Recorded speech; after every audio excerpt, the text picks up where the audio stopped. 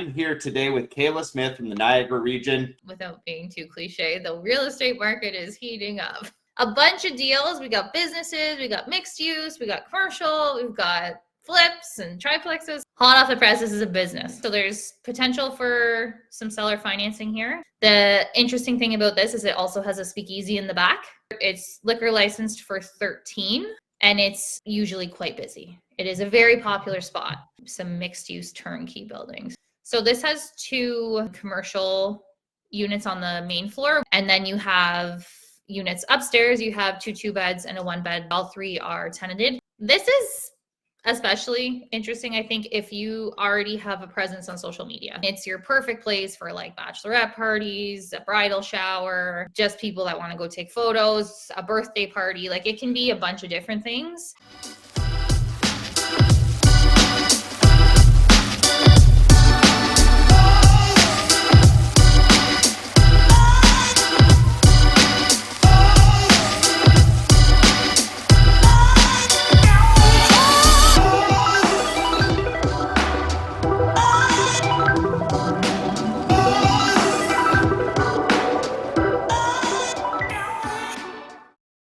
Welcome back to the Canadian Real Estate Channel. I'm Adam J.D. Martin, your host, and I'm here today with Kayla Smith from the Niagara region. Kayla, what is new in your world? Welcome to the new year. 2025 is here.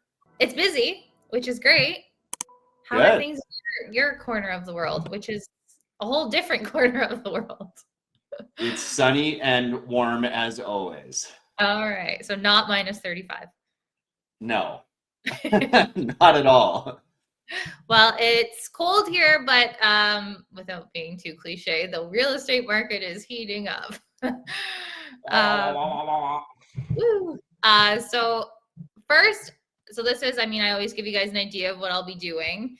And I stuck to the basics again. It's January. I don't want to dive too far into things and overwhelm people, but we're going to do it a little bit different. I'm just going to give an overview of like what December felt like. There wasn't December is such a weird month for real estate because of the holidays. Stats are kind of just skewed all over the place. So I'll just talk about that. We'll go into just a little bit of news. It's just a little nice highlight for Niagara. A bunch of deals. We got businesses, we got mixed use, we got commercial, we've got flips and triplexes. So I went really heavy into that, and then just talk about our investor newsletter, which we are going to start doing again. So that's what's going on today. Awesome. Yeah, I can't wait to jump in. All right. So the December market, it was slow, as you would expect. The numbers themselves are a little bit, if the general population hasn't heard, the real estate boards went through a massive transition from the systems that we use on our back end. So that was a little bit messy, as any transition tends to be for those types of things, but I would say, and then some. So the stats they didn't release because I believe they were just a little bit too messy. But with that said, I will say that we had a listing in December, and I'm going to use anecdotal, but open houses were kind of slow. People weren't really interested. And then we relisted come January, the first week of January, just before the kids went back to school. And we had 25 people through the open house, a bunch of bookings, and it was like nothing changed. So if that doesn't, paint the picture of like the sentiment change from, last year to this year, December to January, I would say it's a pretty good depiction of that. And then in terms of investors, we're seeing a lot of people that we haven't, heard from other than just seeing or conversation come out of the woodworks to see what's going on this year. So I think people are excited. That's just kind of the overview of what December looks like. Yeah, that makes total sense to me. Everything's usually pretty slow in December, so I'm not shocked. Yeah. I'm sure it's pretty much the same across the board. All right. This is the only bit of news I have, but I think it's pretty exciting. So these are the safest cities in Ontario. So there was a list, and I believe it was 8 of the top 15 came from Ontario, but St. Catharines, Niagara was on there. So when you are looking at your places to invest, and you're looking at, is it safe? According to this study, it is one of the safest cities in Ontario amongst 7 others. So that is a good thing. And this was for the Niagara region as a whole. So St. Catharines is just the largest city, so they kind of bulk it, St. Catharines, Niagara. And and it looks pretty in aerial. So, good news for Yeah, us. true. That is actually a fantastic photo. Yeah, they did a great job. But yeah, it's just another indicator of, you know, a reason why people should invest here. There's crime everywhere, obviously, but this looked at a bunch of different things. And again, we came out with, I think Barrie was in there, Hamilton was in there, and a few others. So, all right, jumping into the deals. Hot off the press, this is a business. This is one of our favorite cafes. Now, you don't get the name. You're just getting everything there.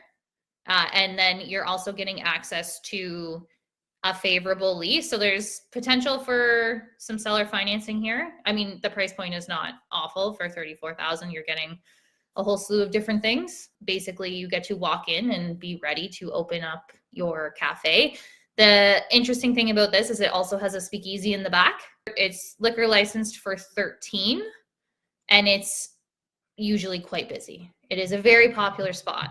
So while the name of it currently will be going with the owner, it is obviously people are still going to link this with a coffee shop, with a cafe, with a speakeasy, because that's what people know it as currently. And the liquor license is one of the biggest things downtown St. Catharines. So this is like prime location downtown St. Catharines. The liquor license is very difficult if the location doesn't already have it. So that's a huge plus. There is the opportunity to go through the city to try to expand the number. Obviously 13 is not a ton.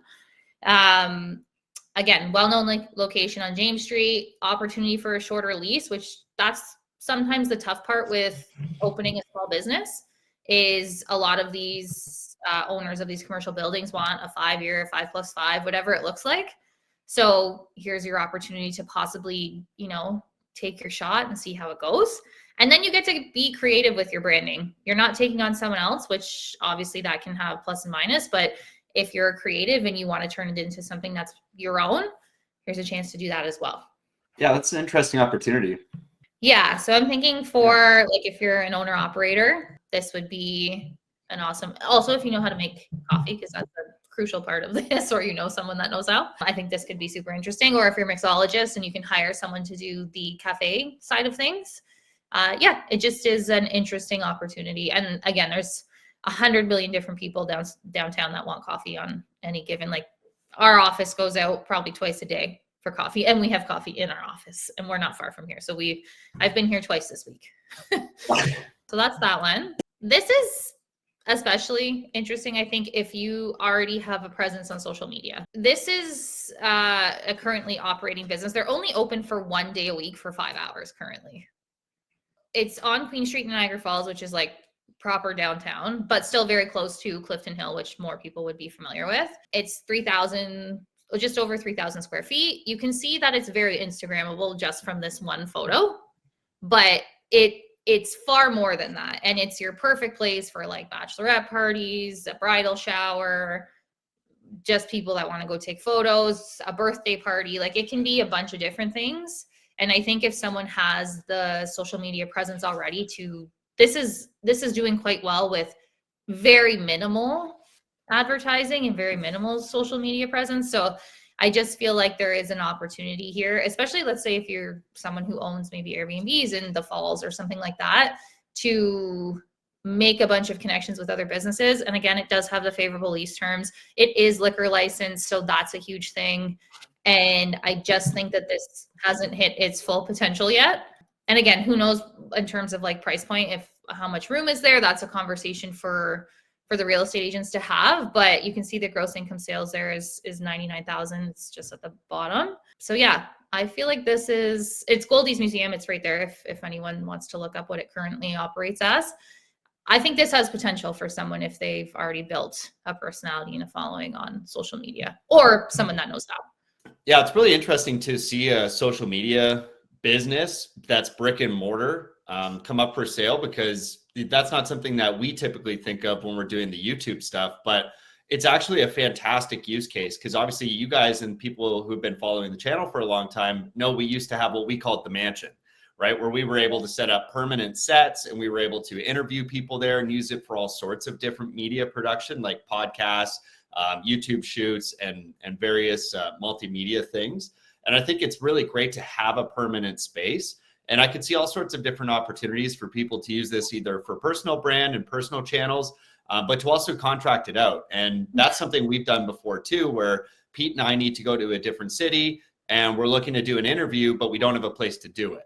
And so we've actually, like, I've actively been a customer for a business like this, where I would come and pay some flat rate or an hourly rate to actually shoot in that space for the day. So I think it's actually a viable business model in and of itself. So that's very interesting, Kayla. Thanks for bringing that to us. Yeah, again, this one takes a little bit more. This is definitely a little bit more involved than some of the other ones we've talked about, but I do think there is something there. Jumping into some mixed use turnkey buildings. So one of these smaller areas in Niagara, Pelham, Fonthill, whatever you want to call it. It's one of the, I guess there's Niagara on the Lake, which would be, kind of up here. And then Fonthill, Pelham's probably right below that in terms of if you're looking at price points and whatnot in the region. So this has two commercial units on the main floor. One is like an aesthetic medical Botox and spas and that type of thing. And the other one is a hairdresser, and they're both beautifully done. And as far as I understand, those people are looking to stay. And then you have units upstairs. You have two beds and a 1 bed. All three are tenanted. The rents are pretty good. From what we've seen, the tenants look great from how they keep the units, and that goes for the commercial as well. One thing I find especially interesting about this is the lot size. So you're on a 65 by 170 lot. We've seen a lot of the other cities in the area, in the region, move towards this ADU, or the ability to build behind your building.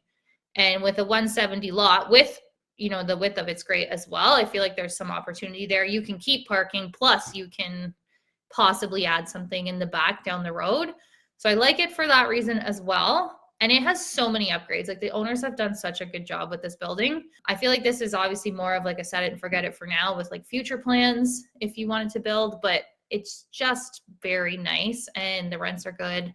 And I think the price point, again, you'd hope with a little bit of negotiation, but I think there's something here. Adam, what are your thoughts on this? Yeah. So looking at this business, like it's interesting to me because it's got so much insulation. You've got the tenant for residents. You've got the commercial tenants, which I love that split. Like, I currently have a 5-plex that if I didn't have the residential units in it, I would have been in trouble over the last year, because it took forever for me to fill the one commercial unit. And so having that insulation is great, because those residential tenants are realistically probably going to pay you every month. Mm-hmm. And so you can afford to, if you do have turnover, take your time to find the right commercial tenant, or vice versa. If you get a great commercial tenant that's, not subject to like the same rent controls and different things like that we have with residential tenants, then you also have that insulation there by being able to be more flexible on your terms. So I think it's really great to have both. And I've certainly been, the benefactor of having both and being insulated like that. So great opportunity here. Price looks great. Like, that building looks beautiful. Yeah, there's like endless. There's a whole list of upgrades if anyone is interested in something like this. Like, it is endless. And that's, again, this isn't like your, knock it out of the park deal in terms of like your price and your rents. It's good for sure. It's a 5 cap, and maybe there's some opportunity on the rents depending on the last time that they did a rental increase. But the other thing here is that you're in a prime location. Like, Fonthill is beautiful. It's growing. It's almost just at your Niagara on the Lake. It's the second most expensive area in Niagara region, and you're on a great street, and you have this massive lot, which maybe you'll do something down the road with. So I think that there's a case here. I actually really like this building, and both of the commercial units are beautiful. So I just can't see them wanting to leave anytime soon. Yeah, that's awesome. All right. Getting into some of the more work intensive stuff in terms of renos. So this is a triplex that is right off of Queen Street in Niagara Falls. So depending on how familiar people are with Niagara Falls, if you know what, there's a brewery on Queen. It is Niagara Falls downtown proper. It is a triplex. It has your CB2 zoning, which means you can do your Airbnb with a license. So that is a huge thing for Niagara Falls. Because that is becoming more and more limited as people pick them up. It does have a tenant, but there's a possibility for some vacant possession there. It needs extensive work. Like, let's not shy away from this. Needs a ton of work, but it's $399.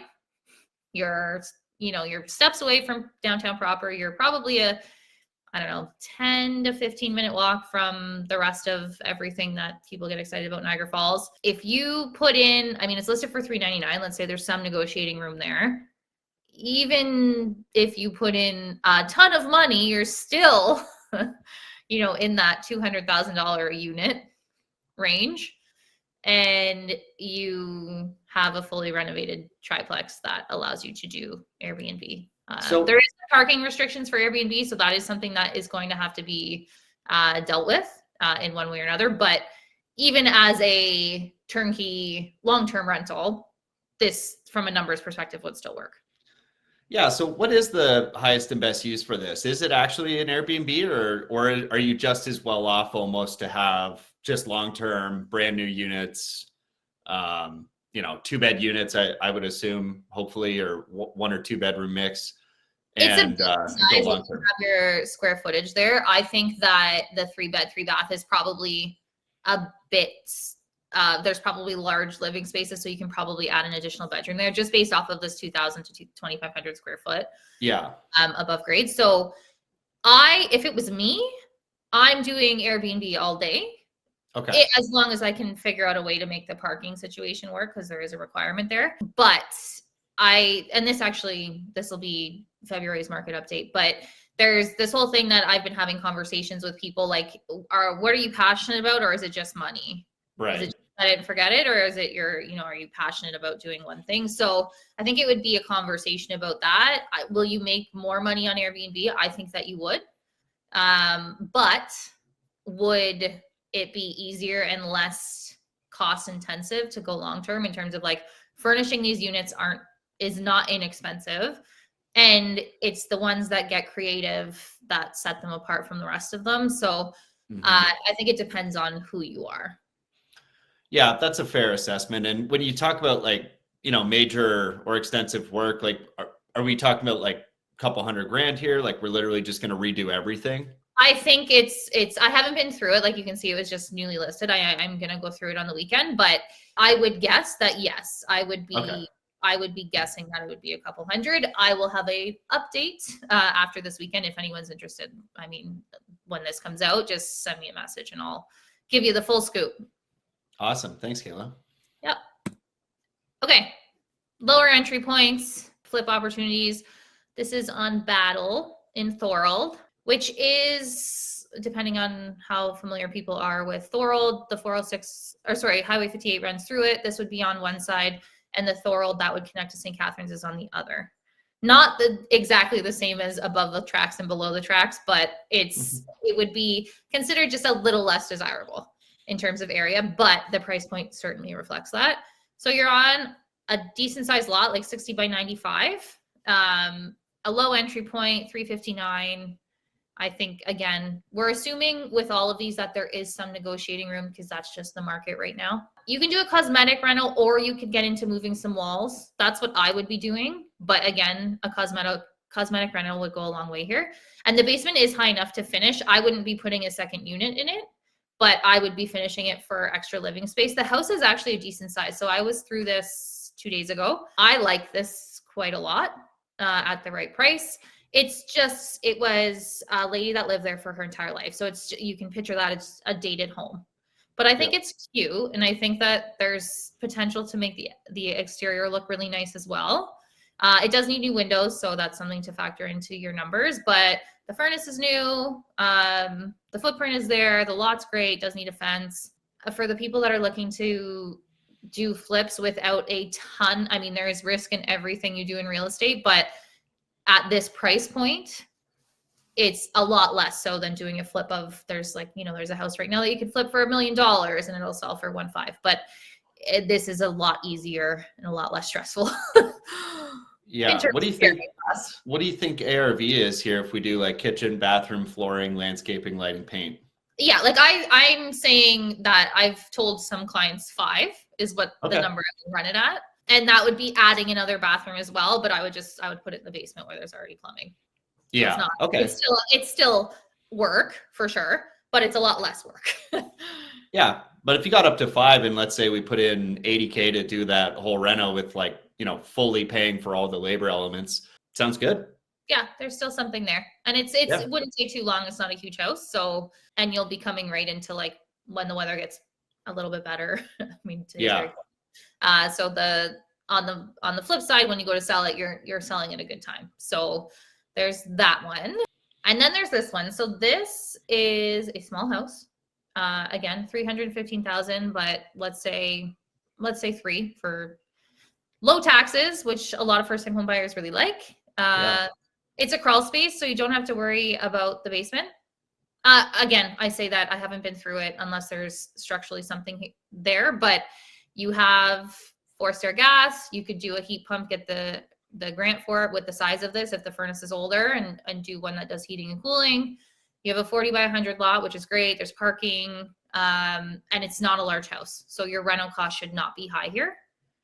And we're seeing these on the high end. I would be saying 425, 450 is probably pretty fair. But you have such a small house to reno, even if you have to gut to the studs inside. Again, this is with carefully picking your materials and that type of thing, and going after grants for windows and stuff. I still think that there could be something here. You're not going to make, you're not making 100 grand in 3 months, but maybe you're making 30, and 10 grand a month is not too shabby. Or maybe you do the rentals yourself, and for people that do that, and it becomes even more attractive. Maybe you have a bit of a flipping business going on. So I think that there's something here. It does have a garage as well. So that adds a bit of upside. I think this is just depending on what it's like inside, pretty simple. Yeah, I mean, a small space like that, right? A little bit of money for materials goes a long way. Like when you start thinking about flooring costs and stuff like that, like your actual cost per square footage is so low that, even if you don't necessarily know how to install it, just the materials alone are so affordable these days that you could find a good deal and come out with a pretty cheap reno on something like this. Yeah, so just a lower price point. Okay. You guys have seen this before, but we just dropped the price, so I wanted to bring it to everyone's attention. So we're at $739,900. There is a vacant unit as well. So set your rents, get your tenant in there. So the main floor and the basement are both rented at market rents. The garage is also rented as well, but in a separate agreement. So if someone was purchasing this with the idea of doing an ADU in the garage, which it does have the potential for, that agreement can be dissolved in order to do that. Tenants are great, and they also pay the utilities. So again, this can be as easy or as involved as someone would like it to be. But as the price goes down and as do the interest rates, this becomes more and more attractive as an option. And it has been fully renovated inside. It's fully permitted. Everything's been updated except for obviously the siding is what was there. But other than that, you have a solid building, a solid size garage. Like you can see that garage is quite big.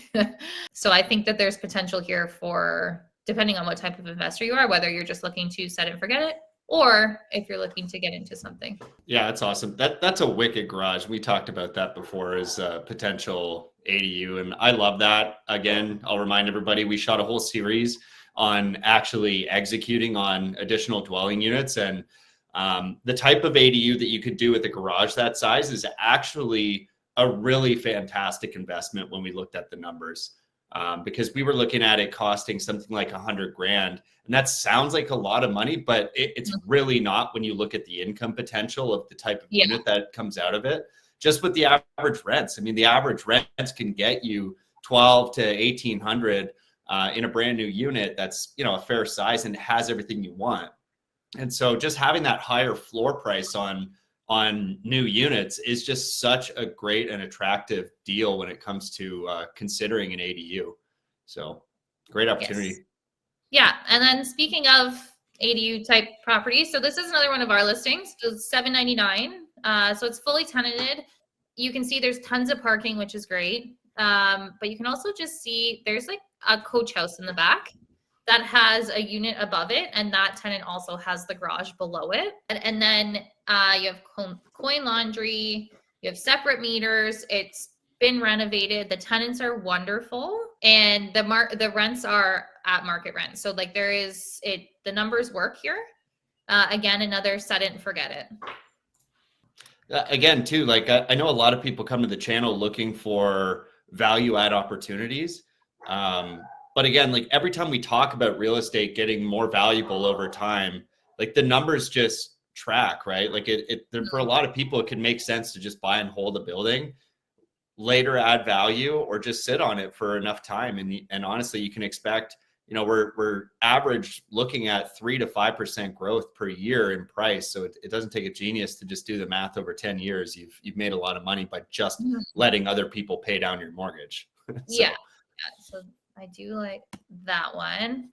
And then I'm going to finish it off. We're going to start doing our investor newsletter again. This is nothing new, but in it will be market conditions, just what we're seeing. We're going to pull reports from all of the systems that we have access to. And then and I've mentioned this before, we've been sourcing off-market opportunities through our access to the information about these multifamily buildings, commercial, res, and businesses. So we'll be sharing those in there and giving people early access to that.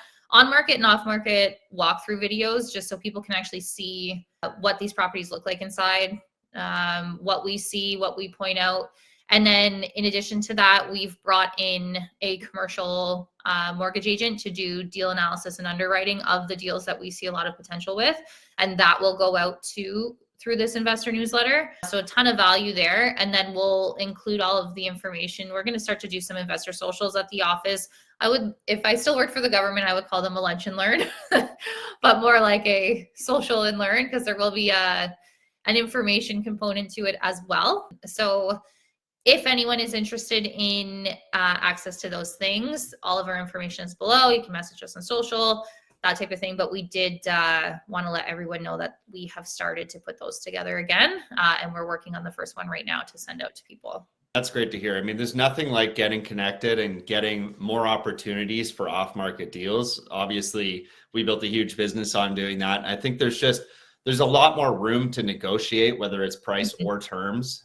And I've always been a fan of looking for the best terms and not necessarily the best price. And I think off market's the best way to do that, where you can just have a real conversation with somebody and talk through what you're trying to accomplish and understand their goals and needs better than having two different third-party people having conversations between you. So it's really fantastic that you can leverage Kayla's experience and expertise, but then also have a direct conversation potentially with the seller to get better terms that work for both of you, or even maybe it is a better price on some of these deals when it comes to motivated sellers. So great opportunity there, guys, to get some new information. And obviously, you're going to get that faster, because by the time you see us on YouTube, it's taken us a week or two even to edit a video, where these newsletters come out in real time and you can respond and have a direct conversation with Kayla. It's much more preferable. So get signed up for that.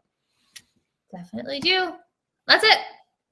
Awesome. Thank you, Kayla. And we're so happy to see your moss wall back. I know Yes. that's always great for the viewers at home. And if not for the viewers at home, then it at least makes my day. So Kayla, we'll see you back here next month.